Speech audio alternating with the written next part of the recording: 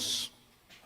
Ya es hora de comenzar a combatir a los ateos, físicos, matemáticos, sociólogos, antropólogos, arqueólogos ateos, escépticos, agnósticos, estudiosos, maestros universitarios. Ahora el próximo mes tengo una conferencia de líderes en una universidad en Omaha, Nebraska, la pueden ver en nuestra página de internet, con personas de nivel universitario en Estados Unidos, maestros también, muy preparados todos, y ya podemos pararnos enfrente de cualquier plataforma como cristianos con este libro por delante. Porque este libro debate todo argumento y toda altivez que se levanta contra el conocimiento de Dios. Y el sistema de pensamiento de la Biblia hace pedazos cualquier sistema de filosofía humana. Tenemos las armas, las municiones, cargados en nuestras vidas, en nuestro corazón, para poder presentar defensa de la esperanza que hay en nuestras vidas. En este mensaje acerca de las evidencias de la existencia de Dios, vamos a comenzar a hacer algunas preguntas o interrogantes, las cuales vamos a ir contestando y vamos a ir desbaratando filosofías y argumentos en contra de la existencia de Dios. Esto es muy importante para todos ustedes por la televisión que nos ven, que están en la universidad, a sus maestros como estudiantes en la secundaria, en la primaria también, para que tengas armas y puedas contestarle a los maestros la absurda e irrazonable manera de pensar de negar a Dios. ¿Es razonable creer en Dios? O sea, partiendo del razonamiento, ¿es razonable creer en Dios o es irrazonable creer en Dios? ¿Puede probarse la existencia de Dios sin apelar a creencias religiosas o sin que alguien nos tenga que decir, es que tienes que creer en Dios porque es un dogma de fe? ¿Podemos probar la existencia de Dios sin que seamos obligados a creer en Dios? ¿Cómo podemos saber que realmente existe Dios? ¿O no hay manera de saber que Dios existe? ¿Existen evidencias para la existencia de Dios? Millones de personas actualmente viven completamente ajenas a la realidad de la existencia de Dios. O tal vez piensan que se fue Dios de vacaciones, o que solamente somos iguales a los animales y que existimos sin ningún propósito ni sentido para vivir. Este concepto popular puede proveerle a millones de seres humanos pues cierta libertad y autonomía, pero jamás les podrá librar de la vaciedad y de la falta de propósito para sus vidas. Continuamente estoy leyendo acerca de billonarios, deportistas, famosos, artistas de cine, políticos, que continuamente vemos que tienen casas de 50, 75 millones de dólares. Una serie de vehículos, ¿verdad? 10, 15 vehículos de los más exóticos que te puedas imaginar. Cuando son entrevistados estos artistas, deportistas, políticos, dueños de empresas multimillonarias, confiesan el 95% de ellos, soy una persona enteramente vacía, rodeada de cantidad de cosas y de cantidad de gente, pero en mi corazón y en mi vida soy la persona más sola del mundo. Una de ellas es un mexicano muy conocido y tal vez reconocido como el más grande millonario de México, que continuamente expresan su soledad y la vaciedad de sus vidas. Millones de personas también actualmente tienen medios para vivir, pero sin embargo no tienen significado para vivir. En Eclesiastés capítulo 6, versículo 1 y 2, el rey Salomón comenzó a examinar la vida sin Dios, porque él apostató, el rey Salomón apostató. Y cuando el rey Salomón apostató y probó esa vida sin Dios, dijo, voy a probar mi vida ahora con placeres, a disfrutar a las mujeres que tengo, tal vez drogas también experimentó con drogas, voy a hacer esto, voy a hacer aquello. Y cuando Salomón quiso salirse del control de Dios y experimentó todo lo que aparentemente el mundo le sigue ofreciendo a todos los seres humanos, Salomón concluyó y dijo en Eclesiastés 2 del 1 al 2, le dije a mi vida, voy a probar esto, voy a probar aquello, pero a la risa le digo enloqueces y al placer, ¿de qué sirve esto? Entonces, tenemos ejemplos como el de Salomón, ¿verdad? Cantidad, como repito, actualmente en políticos, deportistas, artistas, que llegan a la misma conclusión. Actualmente tenemos también contactos aquí en México, ¿verdad? Con muchos artistas que se están convirtiendo, vedettes que se están convirtiendo, como ustedes no se imaginan. Tenemos una cantante muy famosa en México, ¿verdad? Que ya levantó una iglesia, gracias a Dios, y a su iglesia asisten cantidad de artistas y cantantes famosos, y todos llegan así.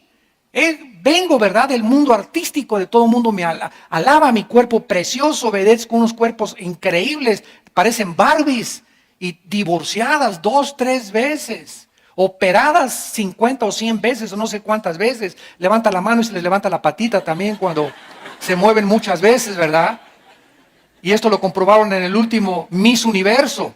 En el último Miss Universo que hubo, el 80% de las muchachas en Miss Universo, el último que hubo, menores de 23, 24, estaban todas, el 85%, tenían más de 4, 5, 6 cirugías en su cuerpo. Que más pompis, que más pantorrillas, que más esto, que más busto, etcétera, etcétera. O sea, llegan esas mujeres que no han desarrollado sus músculos, ni sus tejidos, ni sus tendones. Y como dice el más grande de los cirujanos plásticos que vive en Miami, Florida, si una mujer se opera antes de los 40 años, arruina para siempre su cuerpo.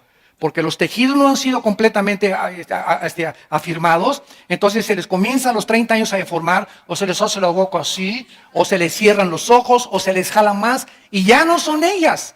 Entonces, ¿cómo es posible, verdad, que antes de esa edad ya quieran ellas meterse cuchillo? Pero todo ¿por qué? Por la competencia que existe. Es que es bella, quiero ser más bella que ella.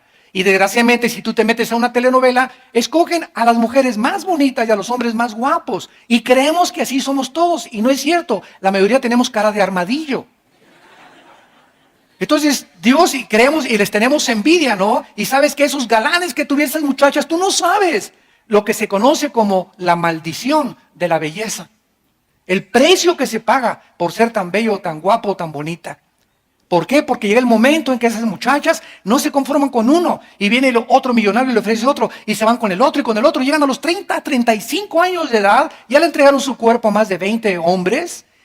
Comprobaron con todos y ninguno les pudo satisfacer porque se creen tan bonitas que necesitan lo mejor. Y pueden andar de uno y en otro y en otro. La maldición de la belleza. Qué padre, ¿verdad? Que te cases con alguien mejor con cara de armadillo, ¿verdad? Y que tu matrimonio dure mucho más tiempo y que te des cuenta que un matrimonio no puede estar basado en la belleza externa. A la luz de nuestra crisis social, en el Salmo 49, el rey David escribió estas palabras. Salmo 49, del 11 al 2. Su íntimo pensamiento, o sea, de todas estas personas que estamos hablando y que nos rodean, el íntimo pensamiento de estas personas es que sus casas serán eternas. Piensan que les va a durar todo y que lo que tienen es eterno y se aferran a los bienes materiales.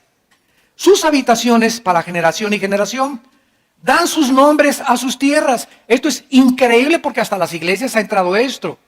Yo conozco iglesias donde si tú das cierta cantidad de dinero, a tu banca le ponen tu nombre. Increíble. Y esa banca solo tú te puedes sentar ahí.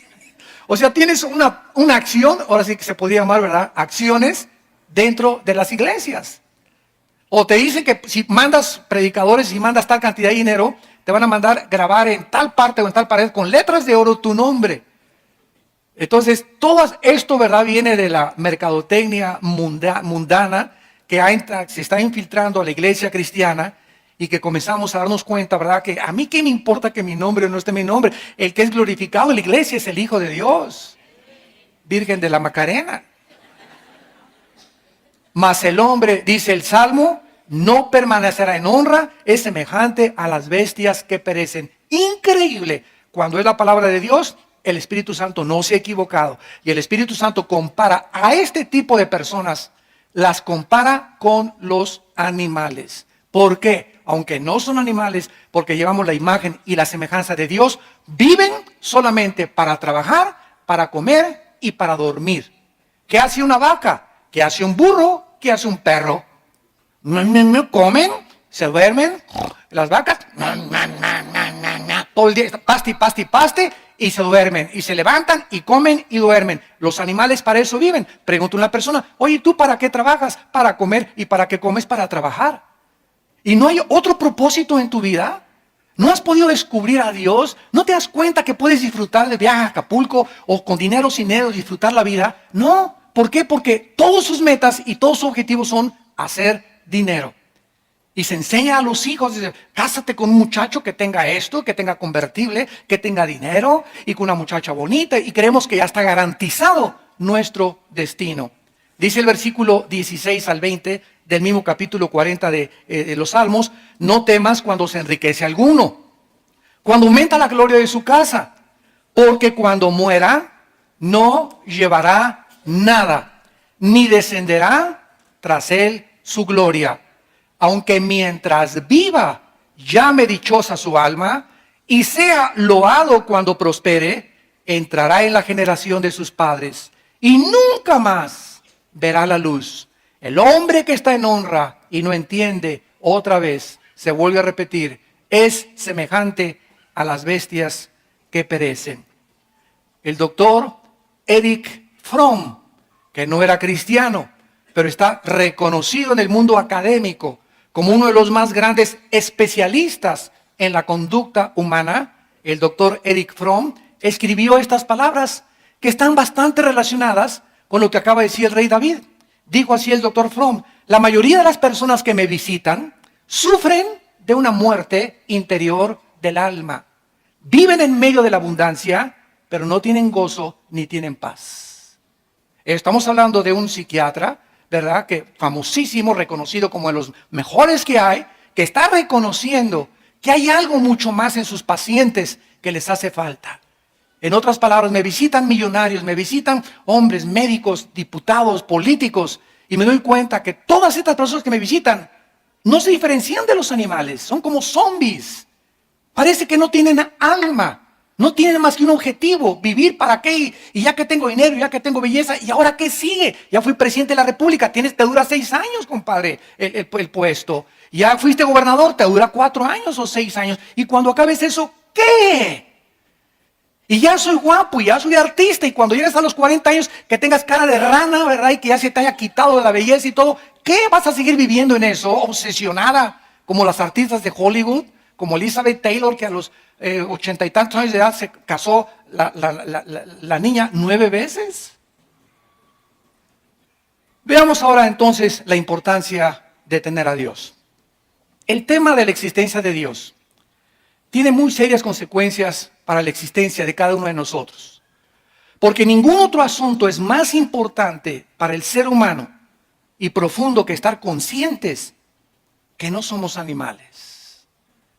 Que no vivimos solamente para producir, para hacer dinero, para destacar, para ser adorados, para ser aplaudidos, para ser reconocidos. Hay cosas mucho más profundas que esas en la vida. Es importante la importancia de Dios antes de probar la realidad de Dios como lo vamos a hacer.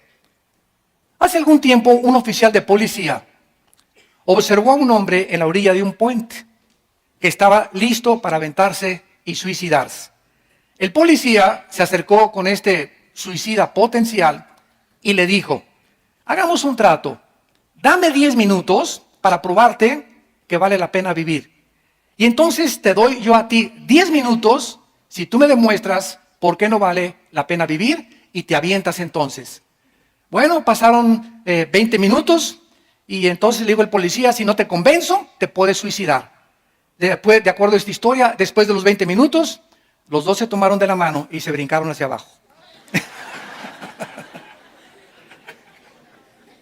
Esta historia nos hace preguntarnos, ¿vale la pena vivir? ¿Cuál es la base lógica? ¿Cuál es la razón de nuestra existencia? ¿Para qué vivimos? ¿Cuál es la base de nuestros valores morales? ¿Cuál es la base de todas las cosas morales y racionales? ¿Cuál es la base de nuestra dignidad y de nuestra personalidad? Un gran hombre también literato, William Shakespeare, inglés, escribió Hamlet y otras obras. Yo me recuerdo cuando era joven que también estuve mucho tiempo en el drama y me encantaba la actuación. En una obra de teatro en la escuela me dieron el papel de Hamlet.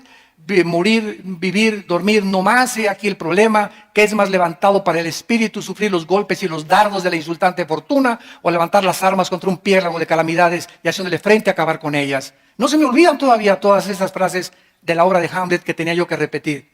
Y es lo que dice Hamlet, morir, dormir, no más. O sea, ¿no te gusta vivir? Mátate. Así dijo Hamlet, es morir o dormir. ¿Estás vivo? Sí. ¿Sabes una cosa? Forja tu carácter, porque si estás vivo, vas a sufrir.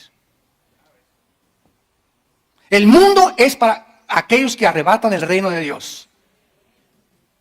Y si comienzas, ay, es que y me traicionó, y me puso los cuernos, y me divorcié, y ya nadie me quiere, a la víctima, y me pasó esto porque hizo estas cosas, y como cuando comenzamos a hundirnos en una autolástima, y en victimizarnos y creer que mi mamá y no me comprende, y mi novio y mi novia, y cuando no somos lo suficientemente maduros para saber que en este mundo en el que vivimos es un valle de sombras, de valles y de muerte, de tragedias, de violencias naturales, de problemas morales, todos vamos a ser traicionados alguna vez, todos vamos a ser perseguidos, todos vamos a ser odiados, todos vamos a recibir calumnias, todos estamos en un mundo de pecado controlado por Satanás. Ahora, para enfrentar este mundo tan cruel en el que vivimos, se necesita que fortalezcamos interiormente nuestra vida interior. Y esta es la razón por la cual cuando cayó la bolsa de valores hace algunos años en Nueva York, el 60% de los billonarios se suicidaron. ¿Por qué? Porque al enfrentar el mundo y al enfrentar la bancarrota y la pérdida y el divorcio, se matan o matan a los demás. O me engañaste y te mato a ti y a mis hijos. ¿Por qué? Porque eres para mí nada más. Y no creemos, ¿verdad?, que si te ponen los cuernos tiene una mejor mujer para ti, Dios. ¿Para qué la matas? Déjala que siga viviendo, que se vaya con el gavilán pollero con el que se fue. Pero se necesita, ¿qué cosa? Carácter para poder enfrentar la vida. ¿Y saben algo?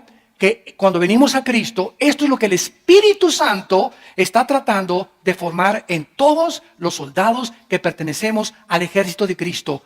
Carácter. Nos está Dios blindando para aguantar misiles Tomahawk. Ya no balitas 22 ni 25.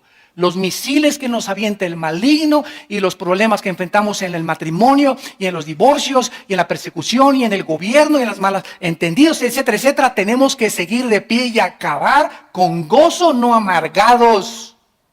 Porque el que se amarga en esta vida no entra a la tierra de Canaán. Escúchame muy bien. El veneno más grande que te impedirá acercarte a Dios y recibir su gracia es la amargura. Amárgate contra alguien o contra algo y es el veneno más grande que tu alma pueda tener. Entonces, si no hay Dios, ¿verdad? Somos como animales y es como si estuviéramos en una librería mirando los libros, pero sin tener la capacidad de leerlos. En otras palabras, vivir sin entender por qué vivimos. Como animales en una librería, viendo miles de libros y sin poder entender ningún libro. Vivir en la vida sin entender por qué estamos aquí. ¿Por qué existe el sol, el diseño maravilloso, la belleza? ¿Por qué existe el sufrimiento? ¿Por qué Dios permitió la maldad? Todo tiene respuestas en la Biblia. Y necesitamos esas respuestas para poder seguir viviendo y seguir ayudando a millones de personas como tú y como yo, antes de Cristo, que necesitan el mensaje de la gracia de Dios. ¿Somos acaso, señores ateos, el producto accidental de la materia que evolucionó de un grano de polvo y se desarrolló en personas humanas, señores ateos?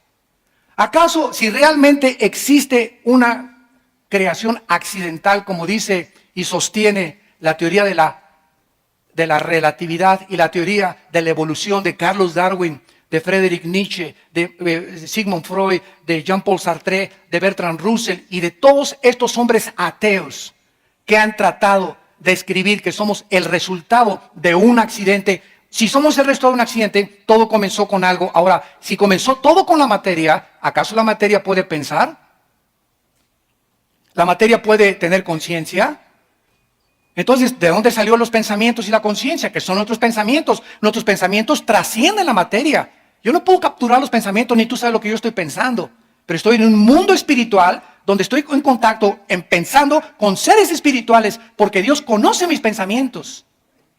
Entonces, estas explicaciones no tienen respuesta en el ateísmo. ¿Acaso la materia produjo los sentimientos y la conciencia? ¿Puede la nada producir nada? ¿Cabeza de calabaza? La ausencia de Dios en la realidad, ¿verdad?, Jamás se puede explicar por qué la búsqueda de la verdad, del bienestar social, de la justicia, del vacío tan grande que existe en el alma humana.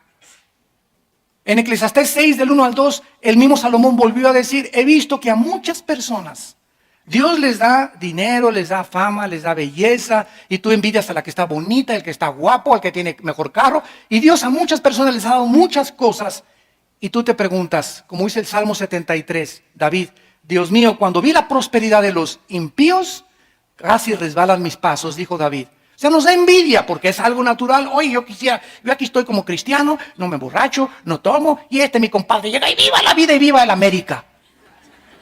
Y hasta atrás llega mi compadre y se levanta como si nada. Pero ¿sabes una cosa? Tu compadre es igualito a un animal y al perro fido que tienes ahí en tu casa. Y tú tal vez no tienes lo que tiene tu compadre, pero ¿sabes una cosa? Tienes conciencia de Dios y espérate, porque es importante la paciencia. Espérate, porque el que ríe al último, ríe mejor. Vas a ver en 3 o 4 años a tu compadre si sigue igual. Y te vas a ver tú en 2 o 3 años si tú sigues a Dios y creyendo las promesas de Dios. ¿A dónde te va a poner Dios? Arriba de tu compadre. La historia del hombre que se fue de pesca es una realidad también como una historia. Nos va a ilustrar esta verdad. Estaba un hombre pescando y cada vez que pescaba un pez grande, lo agarraba y lo devolvía al lago. Y cuando pescaba un pez chiquito, se lo guardaba en la canasta. Y así estaba, sacaba los grandes y los devolvía al lago, sacaba los chiquitos y los guardaba en su canasta. Un hombre que lo estaba observando de lejos le preguntó, viendo que era algo tonto e irracional, oye, ¿por qué haces eso? ¿Por qué a los peces grandes los devuelves y te quedas con los chiquitos? Y el pescador le contestó y le dijo, es que en mi casa tengo un sartén de este tamaño y nada más caben los chiquitos. Y de la misma manera, ¿verdad? Existen millones de personas que no aceptan la existencia de Dios por el tamaño de sartén que tienen en su mente. ¿Cómo los pensamientos de Dios son tan grandes, más altos que los nuestros y sus caminos más grandes que los nuestros? No aceptan la realidad de que puede haber algo superior a la mente y al sartén que tienen de mente y de cabeza en su casa. No aceptan esta realidad. La idea de Dios no les cabe en sus pensamientos. La verdad es que hay realidades, señores ateos, mucho más grandes de la mente finita que tenemos, y al rechazarlas nos parecemos a ese tonto y necio pescador. Lo rechazo porque no cabe Dios en mis pensamientos. En la primera carta a los Corintios, el apóstol Pablo, capítulo 2, nos dice estas palabras hace 2000 años. 1 Corintios 2, versículo 11. Porque ¿quién de los hombres sabe las cosas del hombre, sino el espíritu del hombre que está en él? Así tampoco nadie conoció las cosas de Dios, sino ¿quién? Sócrates, Platón, Darwin, Nietzsche, Hitler. La Biblia dice que nadie conoce la mente de Dios. Y el único que conoce la mente de Dios, el único que conoce la mente del gran maestro de maestros, creador y diseñador de los cielos y de la tierra, es el Espíritu Santo. Bueno, si solamente hay alguien que conoce la mente de Dios, que es el Espíritu Santo, Espíritu Santo, te necesito, ven a mi vida, porque si no tengo al Espíritu Santo, ¿qué cosa? Nadie puede conocer a Dios. Y esta es la promesa que Dios nos hace. Recibirán el Espíritu Santo cuando reciban a Jesucristo como Señor y Salvador. Y cuando un cristiano reconoce sus pecados y reconoce a Jesucristo como su Salvador, recibimos al Espíritu Santo. Y es el Espíritu Santo, no mi racionalidad ni mi capacidad. Yo puedo tener doctorado en ciencias políticas y ser filósofo, y como William Shakespeare, un gran literato, y un gran político, y un gran físico matemático, etcétera, etcétera. Sin embargo, mis capacidades mentales e intelectuales son pequeñas. Es como un cerebro de un caracol comparado con el cerebro humano. Es incapaz e imposible que el ser humano, por sus facultades naturales, entienda a Dios. Es Dios el que tiene que entrar a nuestras vidas para que nosotros comencemos a entenderlo. ¿Y cuál es el libro que el Espíritu Santo usa para poder comenzar a guiarnos a conocer a Dios? La Biblia. No hay otro. No es el Código Da Vinci, no es el Evangelio de San Judas Tadeo, No son los libros que encontraron por allá escondidos, no es los libros de José Benítez, El caballo de Troya, no es esas cosas. No esperes conocer a Dios en los autores de libros del mundo, porque ellos hablan barbaridad y medias. Les llamamos diarreas mentales, yo les llamo marihuanadas. Profesando ser sabios, se creen necios. Y comienzas a leer esto al filtro de la Biblia y te espantas de la realidad. Dice el mismo capítulo de 1 Corintios 2 que solo el Espíritu Santo conoce las cosas de Dios. Entonces dice el versículo 12, y nosotros hemos recibido al Espíritu del mundo, no lo hemos recibido, sino el Espíritu de Dios, para que sepamos lo que Dios nos ha concedido. En otras palabras, aquí todos ustedes que nos ven y que nos oyen a través de la televisión y del radio y del internet, etcétera, etcétera, todos los que están atentos a esta conferencia están conscientes de una realidad. Solamente en tu vida hay una o dos partes del Espíritu. O tienes el Espíritu del mundo, por eso actúas como el mundo, por eso le crees a los autores del mundo, por eso sigues las cosas del mundo, o tienes al Espíritu de Dios. Y si tienes al Espíritu de Dios, tu vida se encuentra en una transformación. Y cada vez estás comprendiendo más a Dios y entendiendo más sus pensamientos. Cada vez hay más amor en ti, cada vez hay más paz, cada vez hay más gozo. Cada vez comienzas a producir como un árbol fruto, porque el Espíritu de Dios radica, mora dentro de ti. Y dice el versículo 13, lo cual hablamos no con palabras enseñadas por sabiduría humana. Cuando alguien llega y me dice, hermano Alducin, usted es un hombre sabio, ¿verdad? Y cualquiera podría decir, pues que no te habías dado cuenta desde antes. Pero cuando ya tenemos al Espíritu de Dios y crecemos conociendo a Dios, cada vez somos más chiquitos. ¿Saben qué? Porque mientras más cerca caminamos de Dios, más conscientes estamos de nuestras incapacidades. Mientras más cerca camino de Dios, más consciente estoy de mis pecados, de mis maldades. Mientras más camino cerca de Dios, más consciente estoy que no puedo hacer nada sin Él. La insuficiencia y la incapacidad del ser humano para no alcanzar nada en la vida sin Dios. Y esto es la conciencia que un cristiano tiene que desarrollar. La humildad y la mansedumbre. Si tienes sabiduría, no es mi sabiduría, es la sabiduría de la Biblia. Si eres elocuente, no es mi elocuencia, es la capacidad y el privilegio que el Espíritu Santo nos toma como instrumentos para ser simplemente instrumentos, guantes. Somos un guante donde Dios entra y solamente nos está usando. Somos como el burro que llevó a Cristo a Jerusalén. Imagínense ustedes, ¿verdad? Cuánta gente va ahí alabando y no nos damos cuenta, ¿verdad? Que no somos más que los burritos que llevamos a Jesucristo. Cuando le hicimos el aplauso, gracias, ¿verdad? Gracias, amado Paul. Yo sabía que lo merecía. Cállate, no eres más que el burro de Jesús. Muy bien, veamos ahora a continuación la evidencia cosmológica. La palabra cosmos es cosmos del universo, logos, conocimiento. Uno de los más fuertes argumentos para probar la existencia de Dios es esta, la evidencia cósmica. La existencia, vamos a seguir una línea lógica y elemental de razonamiento. Vivimos en un universo perfectamente bien afinado. El universo en el cual nos encontramos es como una computadora perfectamente bien afinada y diseñada, caminando 1000 veces mejor que la maquinaria de un reloj.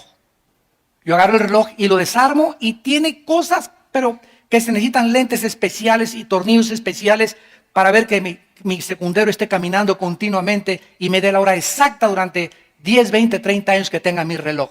El universo es como un reloj, como una maquinaria superior perfectamente bien afinada, diseñada, calculada, escúchenme, matemáticamente y ordenada por algo que está detrás. Porque si yo veo una pintura, hay un pintor. Si veo un edificio precioso, hay un arquitecto. Si veo un reloj, hay un relojero. Si veo un libro, hay un autor detrás del libro. Todas las cosas tienen una causa de ser. Y si vemos un universo diseñado, calculado, afinado matemáticamente, con un diseño precioso donde todo funciona. Cualquier cosa que se saliera del funcionamiento, el universo explotaría. Yo llego a una conclusión: los cielos cuentan la gloria de Dios y el firmamento la obra de sus manos. Oh Dios, tú tienes que existir, tú tienes que estar detrás de todo esto. Esto no pudo haber surgido de la nada ni accidentalmente. La vida no es un accidente tampoco, hay una razón por la cual existimos. Como dice el Salmo 19, ¿verdad? La gloria de los cielos cuentan la gloria de Dios. No se necesita, dice Romanos 1, porque lo que de Dios se conoce les es manifiesto, porque Dios se los manifestó. Y está hablando de los paganos que no tienen la Biblia, porque las cosas invisibles de Él, su eterno poder y deidad, se hacen claramente. Lo que es invisible se hace visible a través de las cosas hechas, de manera que ni los aucas, ni los aztecas, ni los chichimecas, ni ninguna tribu, ni ningún pagano, ni budista, ni nadie tiene excusa para decir el universo se hizo solo. Por eso en la conferencia que dimos ayer, la religión del anticristo, demostramos que desde el hinduismo, que es la religión más antigua, hasta nuestros días, el hombre es incorregiblemente religioso, como dijo Sigmund Freud, el psicólogo vienés. El hombre es incorregiblemente religioso. Siempre a través de todas las civilizaciones y de los años, el ser humano ha tratado de adorar algo, sentir algo, y los que no, van a las pirámides de Teotihuacán. Hazme el favor, van a las pirámides de Teotihuacán a recibir energía, por el amor de Dios. O se van a las a las pirámides de Egipto, o tantas cosas que inventamos, ¿verdad? Pero es que estamos conscientes de que hay algo que trasciende nuestra conciencia humana y la vida natural del ser humano en este planeta. Vean ustedes en Isaías 40, hace 2750 años, lo que este profeta escribió acerca de Dios. Isaías 40, versículos del 12 al 14. ¿Quién midió las aguas con el hueco de su mano? ¿Saben ustedes la cantidad de agua que existe en el planeta Tierra? ¿Saben ustedes que 2/3 partes del planeta son agua? Y dice el profeta, guiado por el Espíritu Santo, que esta cantidad de agua cabe en la mano de Dios. Es simplemente usando comparaciones para que tengamos una ligera idea nada más de la grandeza de Dios. Con 3 dedos juntó el polvo de la tierra. Fíjense, en una mano de Dios cabe toda el agua del planeta Tierra. Le bastaron 3 dedos para los trillones de trillones, cuatrillones, quinquillones de granitos de arena que hay en el mundo. Dios los juntó con 3 dedos. Pesó los montes con balanza y con pesas de los collados. En otras palabras, cuando Dios fundó este planeta, lo midió. La tierra tiene que tener esta circunferencia. No hizo que aparezca una bola ahí flotando. Midió exactamente Dios porque Él es el gran diseñador. Y la tierra tenía que tener exactamente la curvatura, la inclinación de 23,5 grados sobre su eje exactamente. La distancia que tenía que tener la tierra del sol tenía que ser perfectamente bien calculada, porque más cerquita del sol o el sol más rojo o menos azul no podría producir la fotosíntesis. Tendría la tierra que dar su giro en 24 horas para que nosotros no sintiéramos que estamos en la rueda de la fortuna, ¿verdad? Ahorita la tierra está girando a cierta cantidad de kilómetros sobre su eje en 24 horas y al mismo tiempo nuestro planeta está siendo trasladado. Gira y se traslada y ninguno lo siente. Pues gracias a esto Dios calculó para que el movimiento fuera perfecto y para que a través de este movimiento de la tierra y su traslación hubieran 4 estaciones del año. Para que no nos aburriéramos con puro invierno, con pura primavera, con puras hojas cayéndose en el otoño, ¿verdad? Para que tuviéramos diferencias y supiéramos que la vida tiene cambios. Hoy es primavera, ahora el otoño se comienzan a caer y así es la vida. En la vida a veces tenemos valles, ¿verdad? Donde estamos tranquilos y y hay montes que subir. Hay montes y valles. En los montes nos ejercitamos, bajamos a los valles, pero en la vida hay sombras y muerte y sufrimiento y Dios nos está entrenando para enfrentar la vida con valor. Dice en el versículo 13, ¿quién enseñó al Espíritu de Jehová? ¿Los ateos? ¿Quién puede? Si este Dios existe, estamos siguiendo solamente la ley de la cosmología. Si este Dios existe y nos ha maravillado con esta creación, ¿puede un ateo decir, bueno, mira, yo no creo en Dios, porque si Dios es Dios, ¿por qué permite que los niños se mueran? ¿Y por qué permite tantas maldades y los tsunamis y las tragedias? Bueno, señor ateo, es lo que yo les he contestado. Tú no estás dudando, fíjense, tú no estás dudando. Tú te dices ateo y me estás diciendo que eso fue lo que te guió al ateísmo. Porque el 90% de los ateos son ateos heridos, lastimados. Algo les pasó en sus vidas que se amargaron contra Dios. No pudieron explicar lo que estaba pasando y atacaron a Dios. O están atacando a alguien que no existe. Entonces yo le dije una vez a un ateo, ¿verdad? En una universidad, le dije, mira, tú no estás atacando la existencia de Dios, tú estás atacando el carácter de Dios. Entonces tú no puedes negar que exista Dios. Tu problema está que no entiendes lo que Dios hace. ¿Me van siguiendo? No entiendes lo que Dios hace. ¿Por qué Dios si existe? Ahora, existe, ¿no? Ahora, si tú asumes que existe, entonces deja que Dios te explique y te diga qué está haciendo. Es como el niño, ¿verdad? Que llega y le dice a su papá, papito, papito, papito, ¿por qué me dijiste pum, pum, pum, pum? No me queles. Y el papá te dice, mira, chamaco, cerebro de cuija, no te voy a explicar ahorita, o sea, no me vas a entender, pero a los 8 o 9 años de edad vas a entender que el amor tiene dos manifestaciones. Te amo cuando te abrazo y te amo cuando te hago pum, pum, pum. Porque si hay amor sin disciplina es sentimentalismo. Y si hay puro pum, pum, pum, es dictadura. Entonces necesitan los dos elementos para educar a un niño. Amor, pero nunca le dejes de pum, pum, pum, porque crece con un carácter en rebelión. Nacen con la necedad, dice Salomón en Proverbios, ligada en la naturaleza humana. Desde chiquitos vamos en contra de la autoridad. Y comemos y te avientan los espaguetis. Y púchila. Y no quiero. Y como trompos se comienzan a darse vueltas y cómprame esto. Y tienen un juguete y no quiero esto y quiero el del otro. Y vemos desde chiquitos que traemos la maldad ya arraigada en la naturaleza humana. Y se necesita la vara y el amor, mezclados con sabiduría para no excedernos en ningún extremo. Bueno, así es Dios. Tú no entiendes por qué permitió al diablo. Ok, lo vas a entender como dijo Don Teofilito. Porque sus pensamientos son más grandes que tus pensamientos. Entonces no trates de combatir y pelearte con una cosa superior a tu vida. Esto es lógico. Bueno, entonces ¿cómo lo puedo entender? Ok, reconoce que Él existe, que Él murió en la cruz por tus pecados, que pagó con su sangre, con su Hijo Jesucristo. Cae de rodillas, reconoce que necesitas y que eres un pobre caracol, cuija, ¿verdad? Renacuajo de agua puerca. Y cuando reconozcas tu incapacidad y no agarres a Dios, a ver, págate para acá al cielo, siéntate aquí en los sentidos acusados. A ver, Dios, ¿por qué hiciste esto? Imagínate nada más, esa es la posición atea. ¿Por qué hiciste esto? A ver, espérame tantito. Si tú fueras Dios, ¿hubieras hecho algo mejor? Claro que sí. No hubiera permitido tanta maldad del universo. ¿Ah, sí? Pues entonces hubiera sido un Dios que hubiera creado puros robots y zombies. Porque si no hay libertad para el mal y no hay libertad para el bien, ¿cómo podemos comparar qué es la misericordia y qué es la bondad y qué es el bien de Dios? ¿Cómo sabemos de la misericordia y el bien? Porque hay mal. Si fuera puro bien, seríamos robots sin elección ni capacidad de elegir amar a Dios libremente. Oh, profundidad de los caminos y la sabiduría de Dios. Y dice el versículo 3, ¿quién le puede entonces enseñar a Dios? ¿Quién le puede aconsejar? Hazme el favor nada más. Si yo fuera Dios, haría las cosas mejor. ¿Saben cómo se llama esto? Esto se llama soberbia. Soberbia. Soberbia de escritores, de ateos, de productores de cine, de políticos. Soberbia.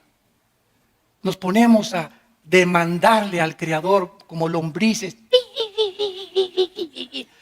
Cállese, no nos podría hacer Dios así y se acabaría todo. Y no lo hace porque Él es grande en su paciencia y en su misericordia. Dice el versículo 14, ¿y a quién le pidió consejo Dios para que lo avisen? ¿Quién le enseñó el camino del juicio? O sea, ¿quién le puede decir que lo que juzga está mal? ¿Quién le puede enseñar la ciencia a Dios o el conocimiento? ¿Quién le puede mostrar la senda de la prudencia? La palabra prudencia en hebreo es tebuná, que significa inteligencia. ¿Quién? Entonces, ¿cuál es el papel del ser humano? El Señor da y el Señor quitó, sea su nombre bendito. Dios, enséñame, me arrepiento hasta el polvo y enséñame tú el camino. Yo no soy nada ni nadie sin ti. Vengo a seguirte y a obedecer tu santa voluntad. Ese es nuestro papel como seres humanos. No somos dioses. Y cuando tú hagas esto, no te imaginas las bendiciones que Dios derramará sobre tu vida.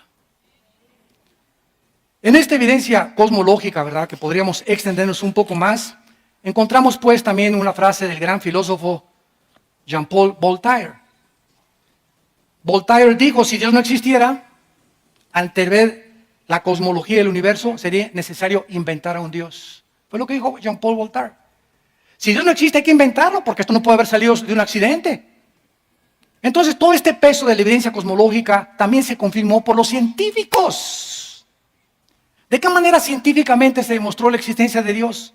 Por la segunda ley de la termodinámica. ¿Qué dice esta ley? Que todo absolutamente en el universo está sufriendo un desgaste natural de la energía, lo cual se conoce como la ley de la entropía. Todo se echa a perder. Nuestro cuerpo está envejeciendo todos los días, muriéndose celularmente.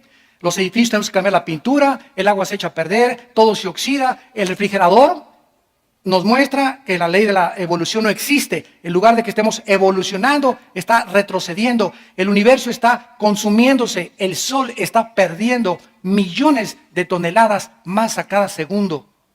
El universo no ha existido eternamente. Es como un reloj que se le dio cuerda y se le está acabando la cuerda. Y los científicos lo reconocen. Sin la ley de la entropía o de la segunda ley de la termodinámica, no existiría ninguna ciencia. Absolutamente ninguna.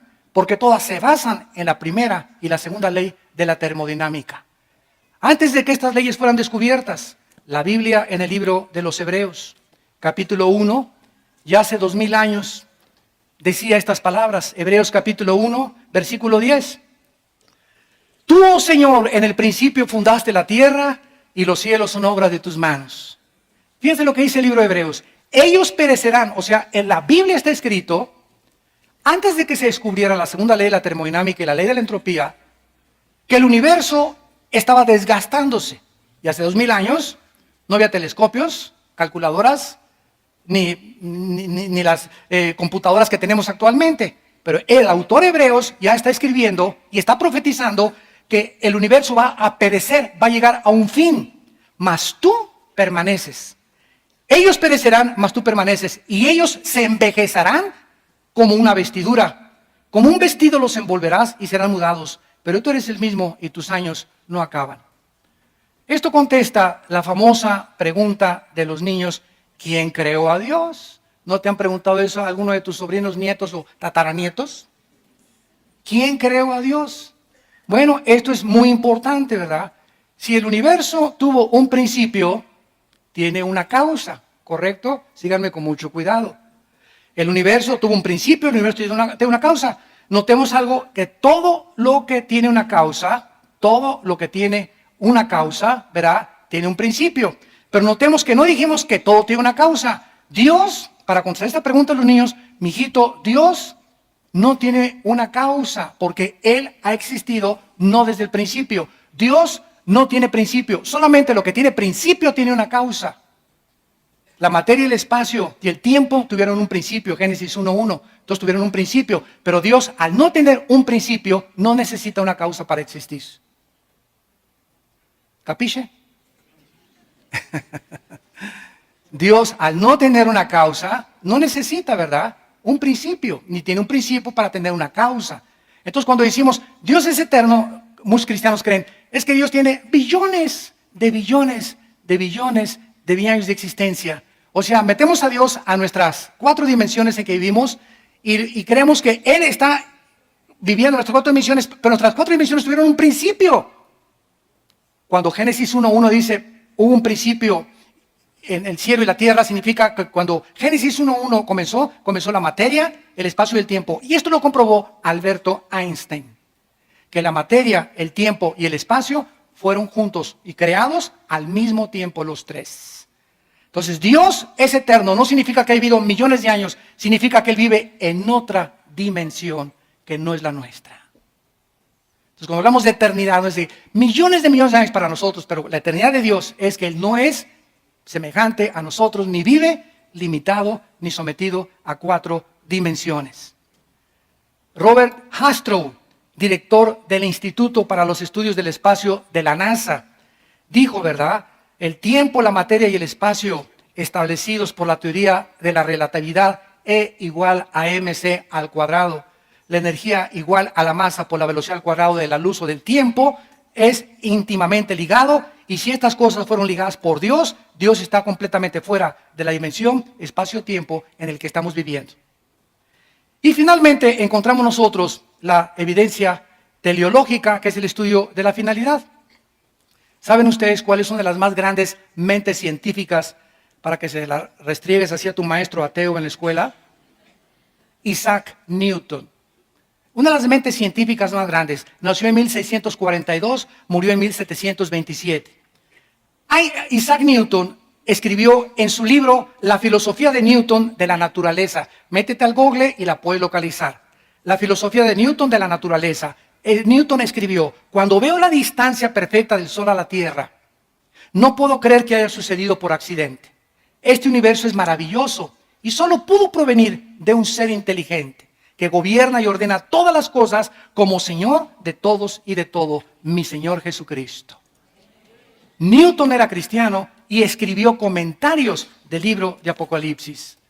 Y podríamos seguir diciendo más evidencias, el diseño de la vida. Ahora que se descubrió en 1954, el doctor Crick, el ADN, el ácido desoxirribonucleico, que forman todas las células que tenemos en el cuerpo, comenzó el mundo a introducirse en que dentro de todas nuestras células hay un código, un software. Y para que haya información, un código, tiene que haber alguien que puso esa codificación. No se puede codificar nada sin una mente inteligente. ¿Quién puso en cada uno de los billones de mis células de mi cuerpo y del tuyo la información para reproducirnos exactamente iguales? Esto es maravilloso. La evidencia de la conciencia moral. Emmanuel Kant, 1724-1804, escribió en su libro La crítica de la razón. 2 cosas llenan la mente con asombro y admiración: los cielos llenos de estrellas y la ley moral dentro de mi vida. Todos estos hombres del pasado reconocieron de alguna forma a los filósofos griegos que Dios existía. ¿Cuándo surgieron los ateos? En el siglo XX. Cuando alcanzamos la tecnología y los descubrimientos científicos, el hombre se envaneció en sus razonamientos. Su necio corazón fue entenebrecido y profesando ser sabios, se hicieron necios. Y finalmente, la evidencia cristológica. Realmente es la más grande evidencia de todas. Esta evidencia no puede ser descartada tan fácilmente. El gran filósofo francés Jean-Jacques Rousseau dijo en 1735 de ninguna manera Rousseau simpatizaba con el cristianismo. Escribió: si la muerte de Sócrates fue la de un filósofo, la vida y muerte de Jesucristo fueron la de un Dios. En su libro The Miracle of Unbelief, el milagro de la incredulidad. Todos estos hombres literatos de alguna forma tenían que llegar a eso. La evidencia bíblica indica que Jesucristo fue el Hijo de Dios. O fue el psicópata, paranoico, maniático, depresivo, más grande que la historia ha conocido. O Cristo es lo que Él dijo ser. O vuelvo a repetir, fue el loco más grande que se haya atrevido a decir: yo soy el camino, la verdad y la vida. Yo soy la resurrección de la vida. Y he aquí que he vencido la muerte, y cualquiera que crea en mí tiene vida eterna, y nadie conoce al Padre más que yo, y aquellos a quienes yo se los puedo hacer revelar. Y yo soy el pan que ha descendido del cielo y da vida a los hombres. Cualquiera que ustedes me siga no andará en tinieblas, porque yo soy la luz del mundo. Cristo nos viene a traer un mensaje de esperanza. No son animales. No fuimos creados por accidentes, ni somos el resultado de una selección natural, ni venimos de la evolución. Tenemos la imagen, la semejanza de un creador que nos da testimonio en nuestra conciencia moral que somos agentes responsables de nuestras decisiones. Y que cada decisión que yo tomo en mi vida tiene consecuencias para bien o para mal. He aquí les pongo, dice la Biblia, la bendición y la maldición. Escojan ustedes en quién quieren creer. Examina las evidencias. ¿Estás buscando a Dios? Examina estas evidencias. Si dices que eres ateo, siempre les pregunto: oye, ¿por qué eres ateo? Porque no encuentras a Dios. ¿Dónde lo buscaste? ¿No sales de Cholula? Ya viajaste por toda la tierra, ya viajaste por todo el universo y me puedes decir: no lo encontré, ¿eh? Como dijo Yuri Gagarin, el astronauta ruso, para terminar, fui al espacio y no encontré a Dios. Y le contestó un astronauta cristiano americano: si tú hubieras salido de la nave, lo hubieras encontrado. Padre, te damos gracias por tu palabra. Los cielos cuentan tu gloria y el firmamento la obra de tus manos. Un día emite sabiduría, otro día. No necesitamos ni siquiera oír palabras ni tu voz audiblemente, porque lo que tú nos has dado a conocer lo podemos percibir por el diseño, el orden, el cálculo, la belleza que nos rodea.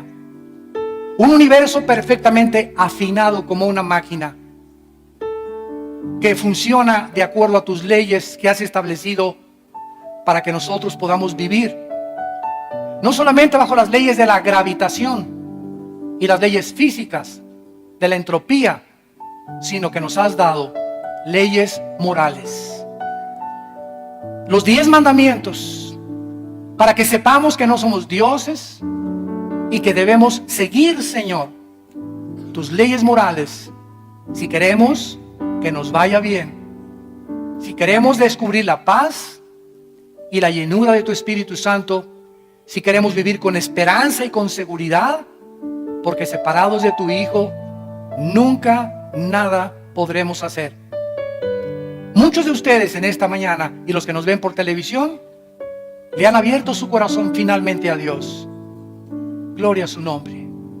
En este instante aprovecha en que el Espíritu Santo ha preparado tu corazón para invitar a Cristo como tu Salvador.